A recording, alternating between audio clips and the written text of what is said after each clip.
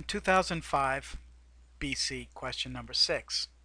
Let f be a function with derivatives of all orders, which means there's no problem finding a derivative or any degree derivative for that function. And f of 2 is equal to 7. When n is odd, the nth derivative of f at x is equal to at x equals 2 is equal to 0. So all of the odd derivatives at x equal 2 will be 0. And when n is even and n is greater than or equal to 2, the nth derivative of f at x equals 2 is given by the following formula. And we're asked here to write the 6th degree Taylor polynomial for f about x equals 2. Well, one way to denote a Taylor polynomial would be t of the 6th degree would be t sub 6. Some also call it p for polynomial sub 6. And it would look like this. It would start with f of 2, include f prime of 2 times x minus 2, f prime prime of 2, x minus 2 to the second over 2 factorial. Alright, so I have a hard time fitting it all in there, but you would see those 6 terms there. Now what this is telling us is that the odd derivatives are 0. And so when the odd derivative is 0, the whole term is going to wash out.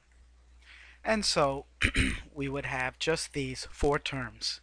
The initial term is given as 7, and then we would find the second derivative using the formula above and divide that by 2 factorial. That would give us the coefficient of x minus 2 squared.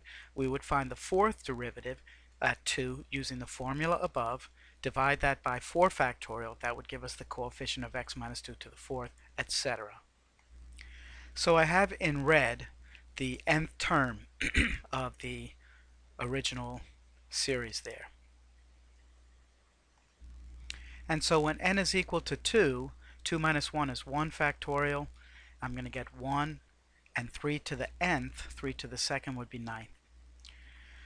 The fourth derivative of f at x equals 2 is 4 minus 1, which is 3 factorial over 3 to the fourth power.